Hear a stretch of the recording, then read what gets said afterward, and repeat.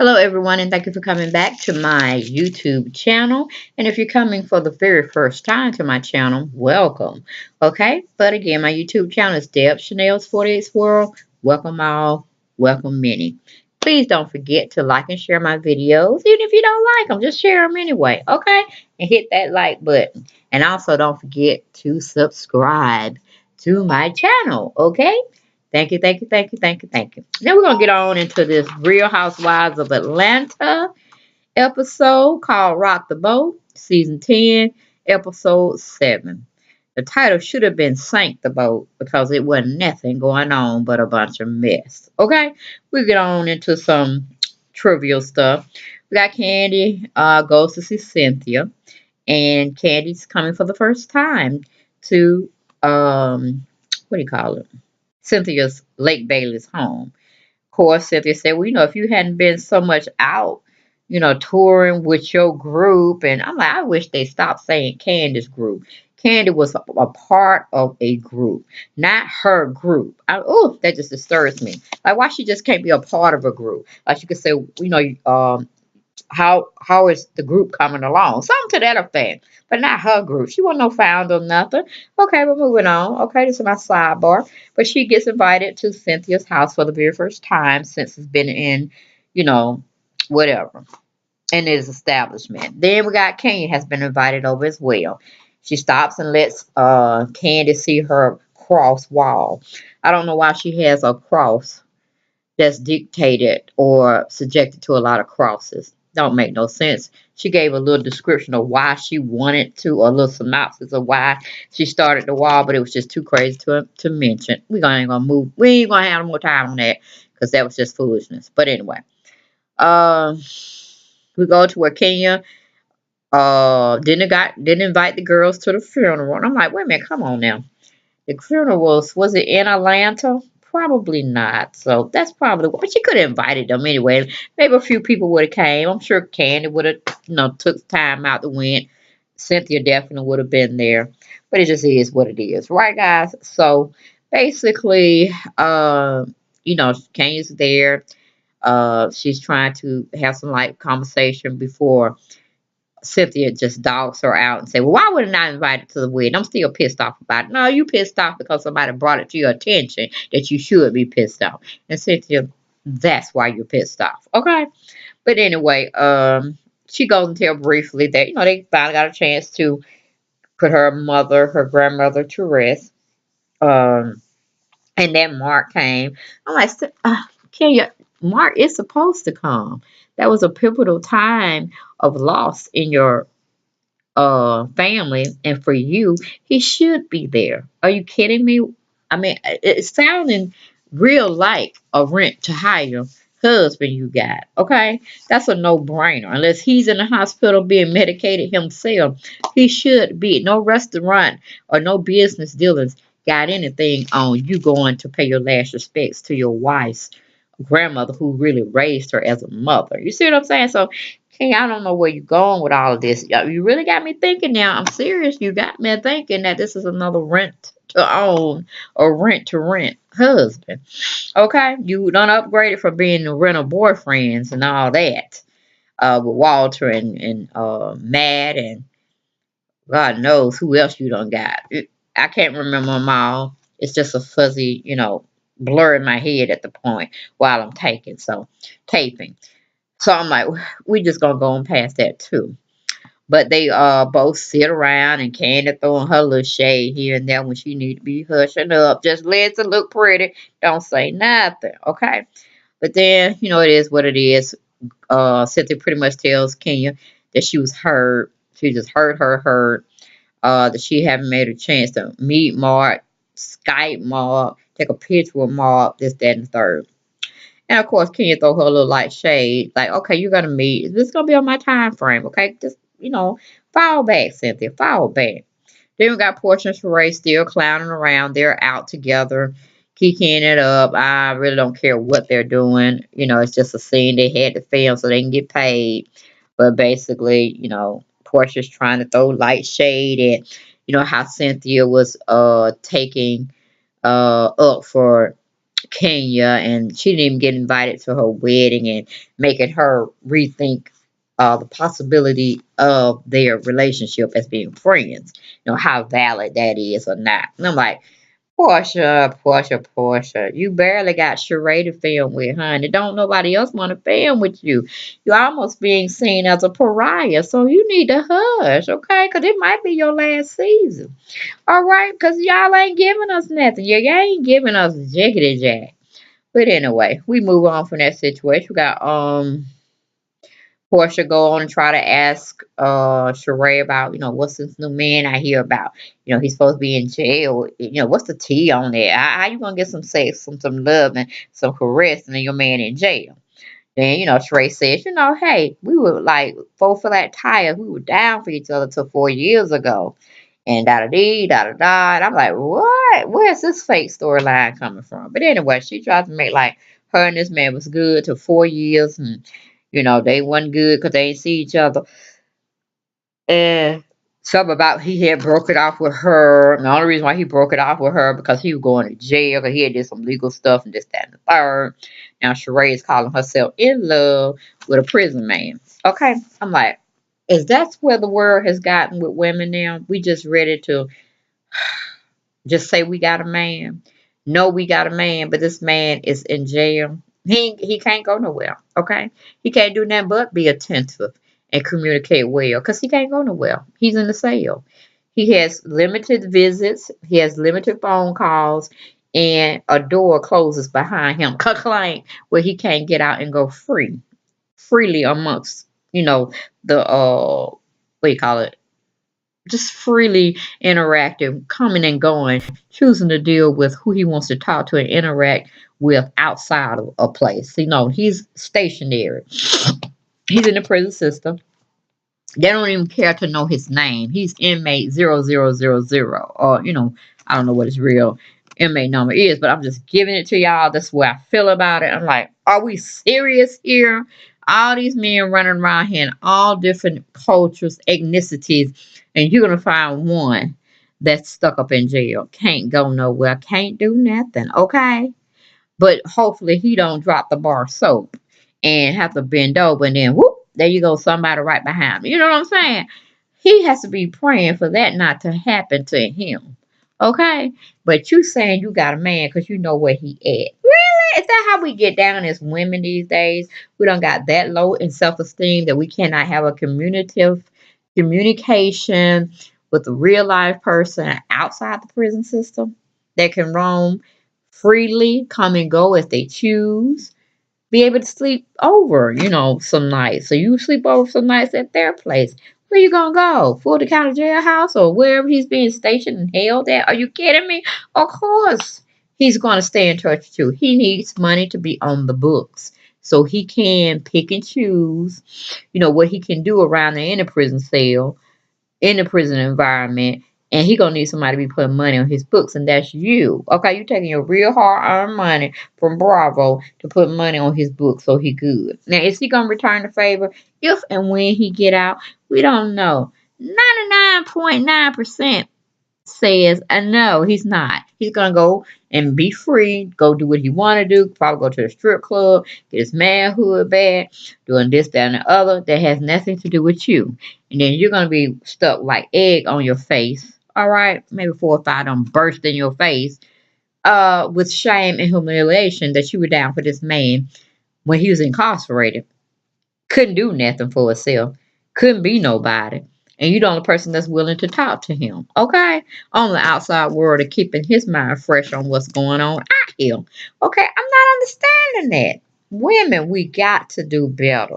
Or be by ourselves. It's not hard. It's not hard to be by yourself if the only alternative you have is to date a man in prison. Now, don't get me wrong. If you and this man have been rolling like four flat tires just about all your life, y'all don't have a family, y'all done been married outside of the prison cell for so many, many years, and hey, things just got caught up, and now he has to go away for a while. Then I can see you being down with your man, because this man was down for you, doing for you, providing for you for so many years. You know what I'm saying? Living life to the fullest. So no, you don't want to separate because some things were done bad and now you got to pay the piper, in other words. So, but that's not what had happened between you and this man. Okay. And it's not adding up from the time that you have spent off of the Real Housewives of Atlanta, because you was having some difficulties in building She by Sheree. Okay, and Chateau Sheree. So, those things never came to fruition, and we're still skeptical on whether you're living in that house or you're just being able to film in the house. You see what I'm saying? Because your bedroom don't seem like it's a real bed. It seems like it's a prop. You see what I'm saying? But anyway, we're gonna move on for that because I just took too much time into that scenario. That's wasn't worth really talking about. This is like, a child coming to you saying they got a boyfriend, but he lives out of town and they're in high school. Like, what? What are you talking about? Okay. But anyway, moving on from there, we got Porsha has hired a dating match service to kind of hook her up with a man. I'm like, Porsha.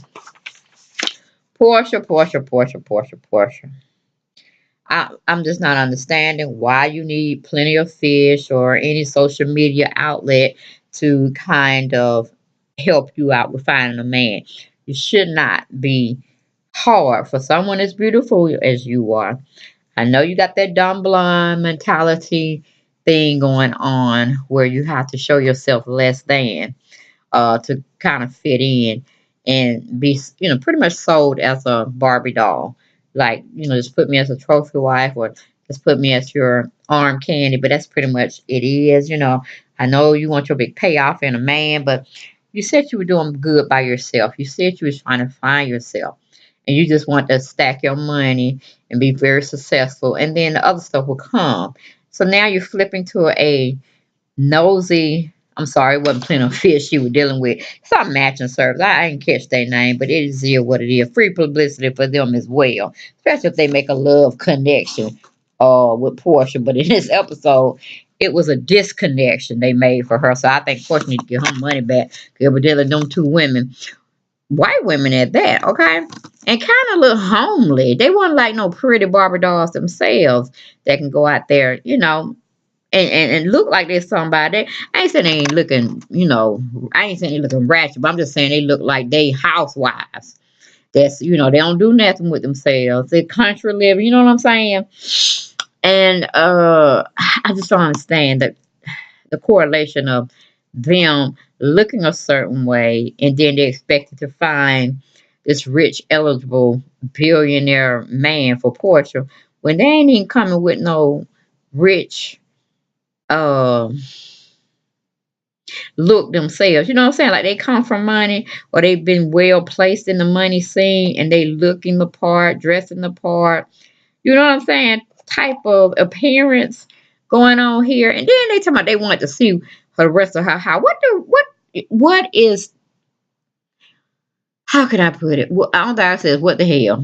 You're supposed to be finding me a man, but you want to be nosy and try to figure out my house, my whole scheme of my house from floor to floor, from inch to uh whatever dimension, yards, footage my house is displayed in. Then you want to look at all the rooms in my house. Like this man's gonna ever get a chance unless he put a ring on it. And then I got to see where he stay first. You don't need to come and see where I stay. You know what I'm saying? Because I'm a public persona person. So of course I'm supposed to be acting like I'm on top, even if I'm not. Okay, this could be a rented house I'm living in. We don't need to know. You don't need to know nothing about my house or see any footage of it. Okay, unless I'm showing it to the world and I want them to see it. I'm having a grand opening, housewarming, this, that, and the third. But you're just a dating service trying to find me a man. You ain't got no business trying to see what's up in my house. No, you just being nosy. And I just would have just shut them. I said, no, just put your computers up, get on my furniture and see your way out. Because what do you mean you want to see my house? There ain't no criteria for you to find me a man. But anyway, okay, I had to get off my soapbox. I was like, whoo, take them little homely looking women on out. Find your own person, Porsha, and keep it moving. You wasting money, child. You wasting money. Unless they doing it pro bono just to get some publicity and other people's to call. You doing a referral or something. I don't know. But they wouldn't be trying to help me find nothing. Moving on from there. Okay, where we are here. Where are we going with this? And wow, let me see. Oh, where are my notes? Where are my notes? Okay. So we move on to we take Cynthia and Peter. And I'm like, come, yes, come on back through. Push it through, Peter. We need you.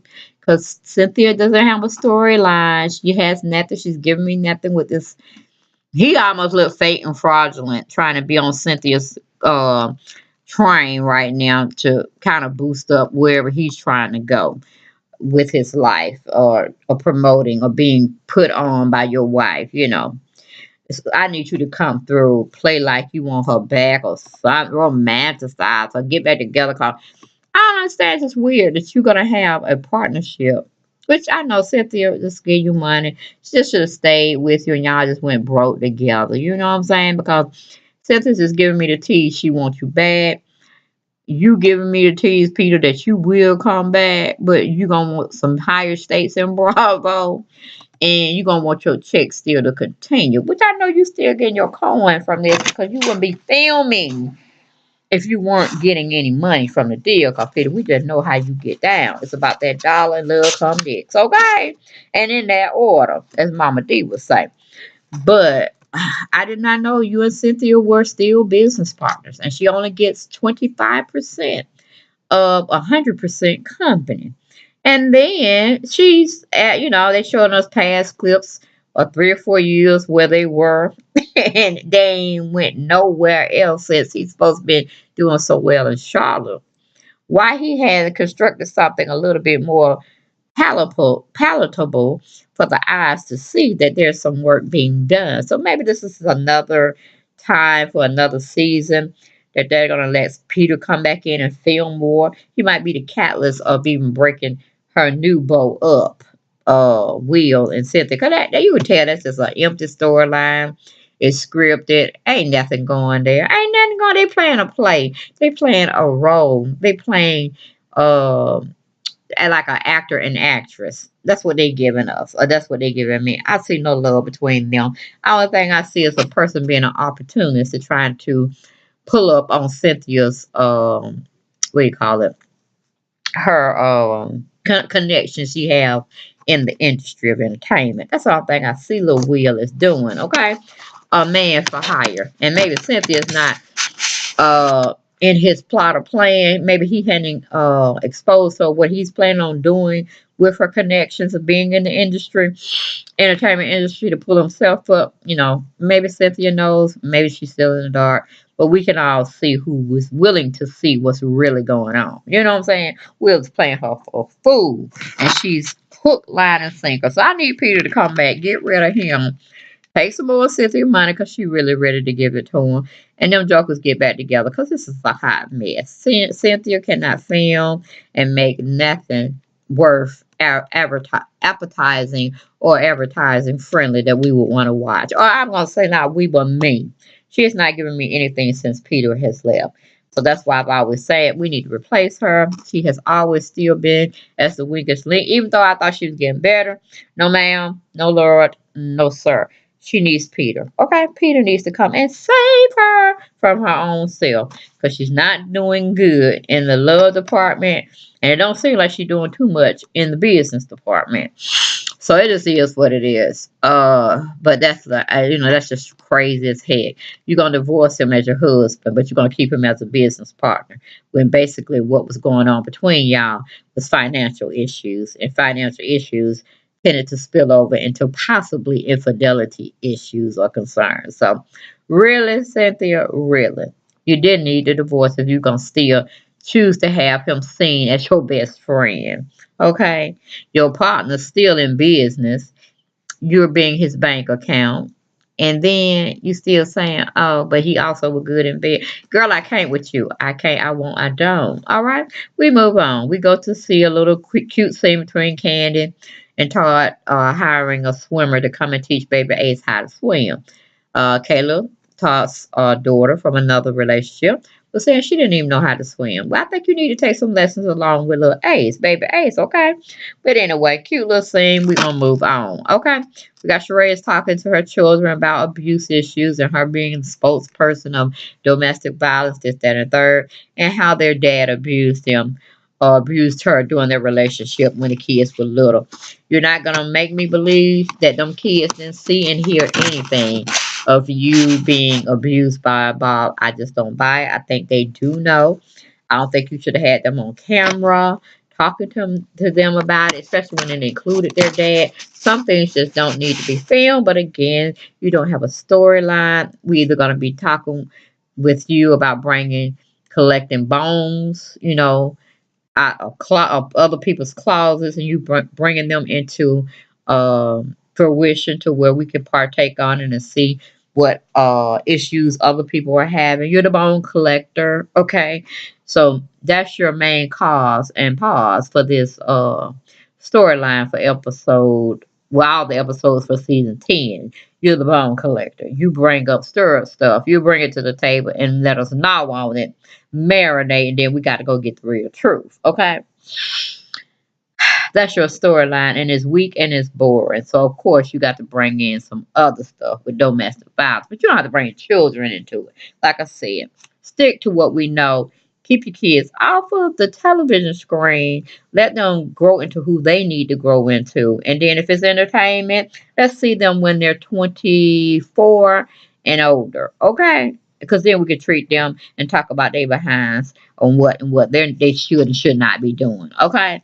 But when they're still in like a teenage, less they're what do you call it, younger than 24, we don't mess with the babies because they still babies. Okay, they're in their learning, experiencing phase, going through life. So we don't want to, douse their dreams. But after 24, no, you we don't had an undergraduate degree by then. You know what I'm saying? For the well-rounded people that wanted to push themselves for their extra academic career experience. But after that, nah, you fair bait. When you get on this TV acting crazy, yeah, you give us the card to go in on your behind and however we see fit. But anyway, that's just it with that situation. And of course, her littlest girl, a last child with Bob, is going off to college in DC. Okay.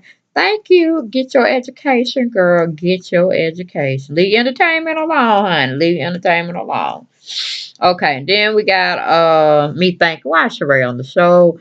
What is her storyline?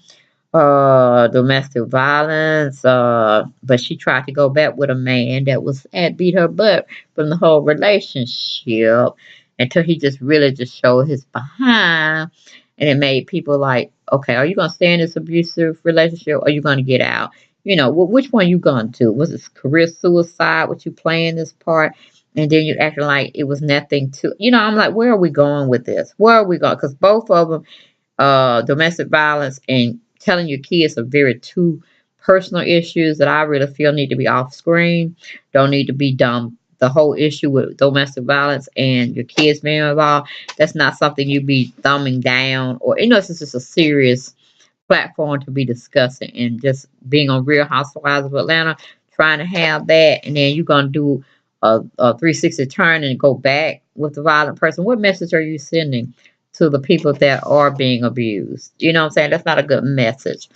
So we're gonna leave that alone and hope Sheree finds another platform other than Real Housewives in Atlanta to address domestic violence. Because like I said, it's very serious and it do affect that person that's being victimized as well as if there are any children in the situation. So anyway, moving from that situation, we got Kandi and Riley. They're out entertaining themselves at some skyfly thing that she always wanted to do. And Kandi is a little bit more aggressive and very competitive, even with her own child. And I'm like, that's one person you don't need to be competing with, and that's your children. You know what I'm saying? Give them or show them your competitiveness spirit, but don't be in the same competitive atmosphere where you're competing against your children. Kind of like, okay, we can go in here and we're gonna fly. And so instead of her letting Riley go first, cause she the baby, why you can't let her go first, Kandi? Why you always have to try to show her up?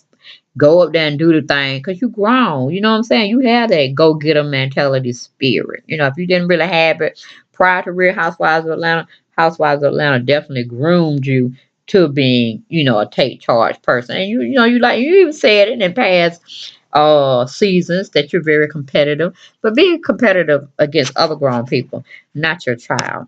But anyway, Riley goes second, and she don't really, look like she enjoying it. But she said she enjoyed it. I don't know. I couldn't tell because it just was no joy, no sense of like woohoo. You know what I'm saying? Like let's do that again, mom. That kind of stuff. She was talking like a baby. I mean, she's a sophomore in high school. I expected more verbalness, especially with her being or her mother being on a reality show and everything's being filmed freshly, not so much as being scripted, but she's been around cameras pretty much all her life.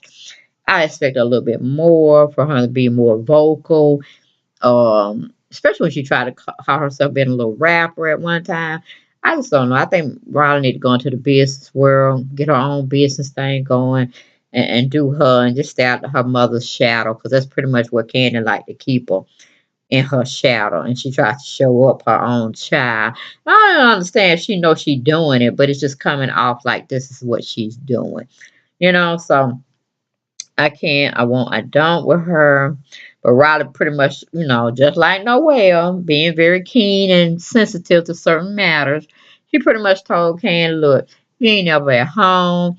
I'm pretty much living life without you. You make promises, you plan things, and at the last moment, you cancel them. I'm like, okay, Riley, maybe y'all need to have some spiritual counseling, or maybe y'all need to go to counseling because Todd is basically the one out there that's supposed to be the driving force as far as providing for you all. You know what I'm saying? But it seems like Kendall got greedy. She's, milking this Bravo show to the fullest. She got the old game restaurant going. She's on Broadway. She doing the escape tour. Her candy coating nights. I mean, her resume just come on and on and on. But like you say, Candy, yeah, you failing miserable at being a mother because you say, well, Riley, you can come with me on the road for the weekend. No, Mama, I got to go to school. I'm like, okay, girl, okay, honey.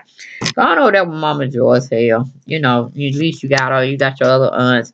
'Cause your mama ain't staying.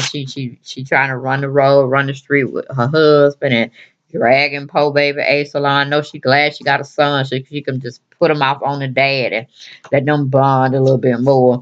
But it's just here what it is, honey. Your mama's been bit by the entertainment bug. She don't want to let them millions go because she think about this million, this million. Can calculate the 4 million, calculate the 6 million, 12, and then the rest of this keep going on while you're growing up during that time frame. When she turn around, you're gonna be a grown young woman, and you're not gonna want your mother's what do you call it, love and respect or whatnot.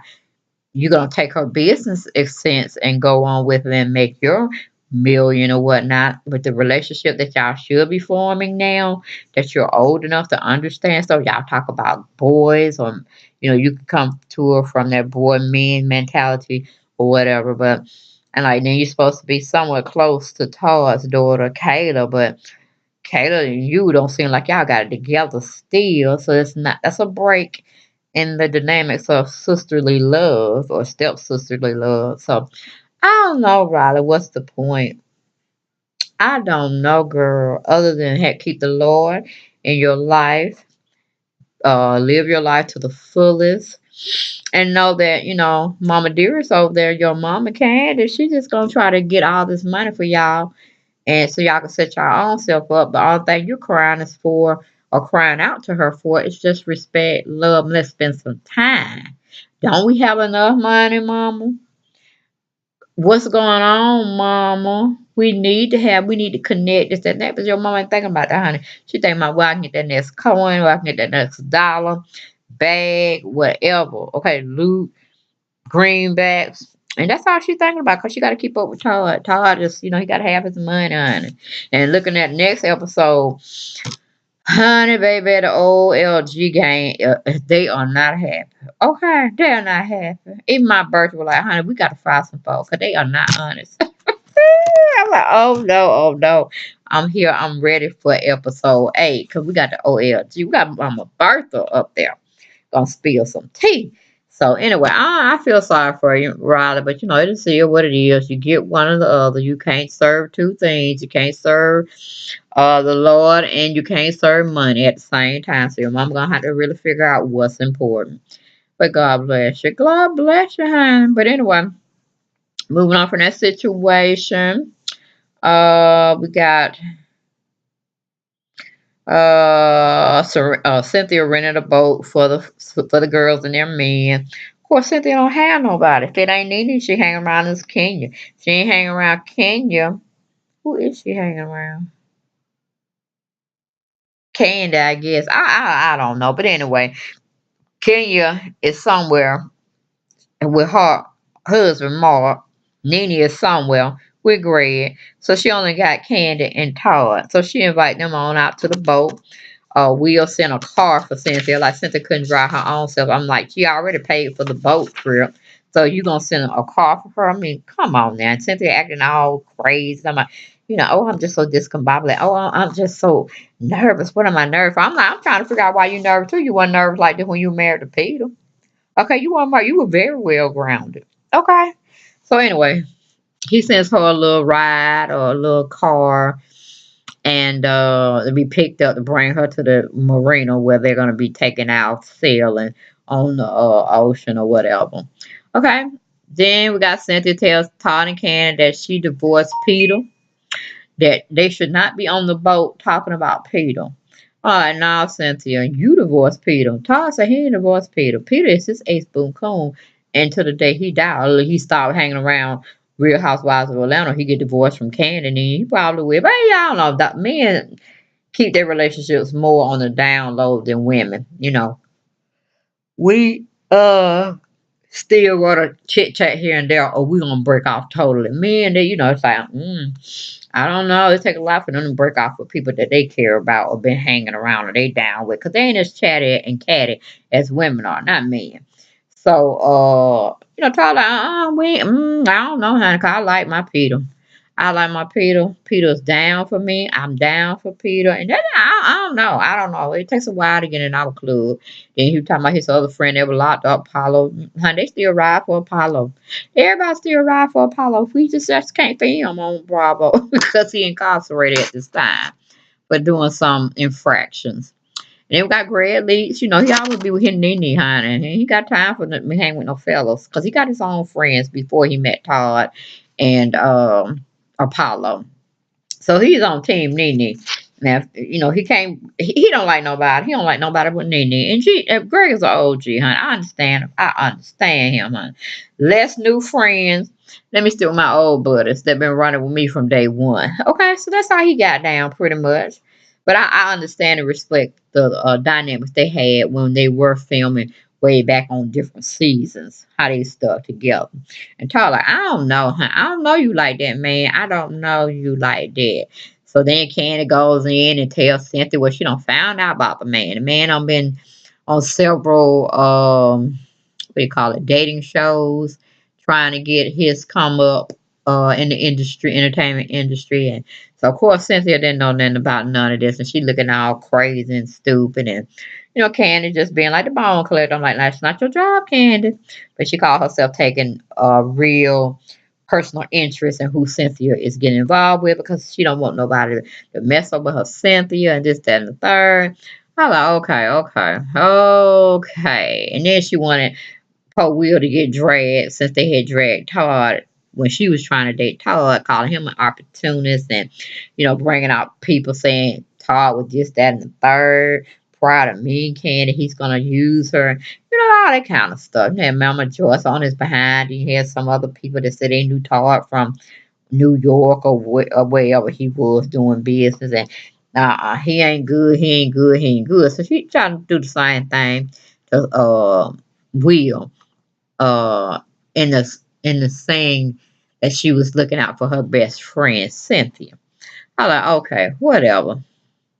Then, Will tries to go in and explain himself, make, clear up the situation before it get out of hand, this, that, and the third. Like, nah, Will, you just trying to get into the industry, and you're trying to use Cynthia in a sense to open some doors for you, and this, that, and third. You can put on your resume that you were a guest. You had guest appearances because you were dating one of the Real Housewives of Atlanta co-stars, and then they can go back and pull your film And they can say, okay, yes, this, that, and the third. So I don't know where Will coming with all this. I don't care to know where Will's coming with all this. Will can go back from wherever he came before he came to the show, for all that I'm concerned. Okay, then we got Porsha going out on her first date with the company that she hired to find her a date. It was a Caucasian, well, middle-aged man, and he was corny as all get out. Oh, and his look was just plain. But when he opened up his mouth, he had so much sarcasm coming out of it. I was like, honey, you ain't even have to lie. Just tell him, look, I don't know where he got you from, but you're not my type. And it was very nice. I had a chance to meet you, but I gotta go. I'm bouncing. Good night. But she had to come up with a lie that she this that. I'm like, Porsha, please. Everybody know it was a lie.